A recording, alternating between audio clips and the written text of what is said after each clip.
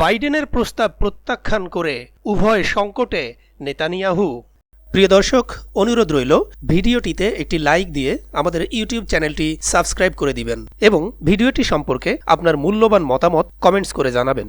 গাজায় স্থায়ী যুদ্ধবিরতির জন্য যুক্তরাষ্ট্রের প্রেসিডেন্ট জো বাইডেনের প্রস্তাবে রাজি না হওয়ায় নিজের দেশেই চাপের মুখে পড়েছে ইসরায়েলের প্রধানমন্ত্রী বেনিয়ামিন নেতানিয়াহু।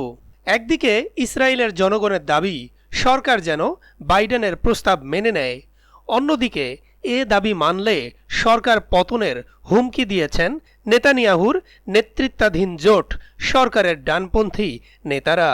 শনিবার 1 জুন বাইডেনের যুদ্ধবিরতির প্রস্তাব প্রত্যাখ্যান করে নেতানিয়াহু বলেন, নিজেদের দীর্ঘমেয়াদী শর্তগুলো পূরণ হওয়ার আগেই ইসরায়েল স্থায়ী যুদ্ধবিরতিতে রাজি হবে এমন ভাবার কোনো সুযোগ নাই।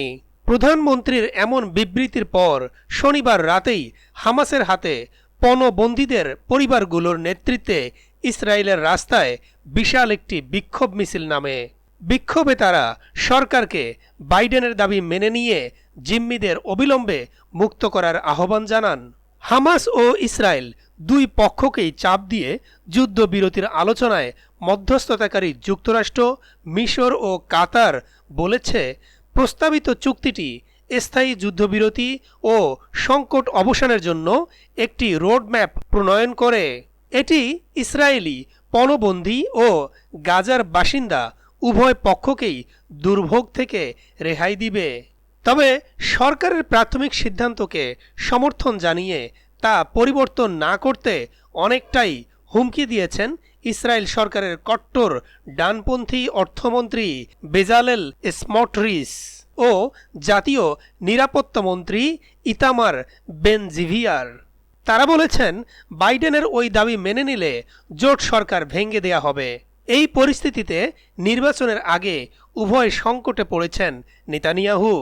গাজা যুদ্ধের ব্যাপারে নেতানিয়াহুর সিদ্ধান্ত পরিবর্তন ভোটের আগে দেশটির জাতীয় নিরাপত্তার ব্যর্থতা হিসেবে উপস্থিত হতে পারে। আর তিনি যদি ভোটে হেরে প্রধানমন্ত্রীর পদচ্যুত হন, তাহলে দুর্নীতির অভিযোগে এ বিষয়ে দীর্ঘমেয়াদী বিচারের সম্মুখীন হতে পারেন।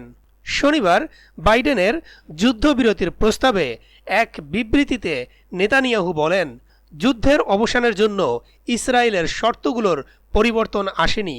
হামাসের সামরিক ও শাসন ক্ষমতা ধ্বংস করা, সকল পণবন্দীর মুক্তি এবং গাজা ইসরায়েলের জন্য আর যাতে হুমকি না হয়ে ওঠে তা নিশ্চিত করার আগ মুহূর্ত পর্যন্ত যুদ্ধ চলবে। তিনি বলেন, স্থায়ী যুদ্ধবিরতির আগে এই শর্তগুলো পূরণে জোর দেয়া অব্যাহত রাখবে ইসরায়েল। শর্তগুলো পূরণ হওয়ার আগেই ইসরায়েল স্থায়ী যুদ্ধবিরতিতে রাজি হবে এমন ভাবার কোনো সুযোগ নেই। এর আগে শুক্রবার ইসরায়েলি বন্দীদের মুক্তির বিনিময়ে গাজায় 3 ধাপের যুদ্ধবিরতির প্রস্তাব উপস্থাপন করেন বাইডেন। এ প্রস্তাবে প্রাথমিকভাবে ইতিবাচক সাড়া দিয়েছে গাজার শাসক গোষ্ঠী ফিলিস্তিনি প্রতিরোধ আন্দোলন হামাস।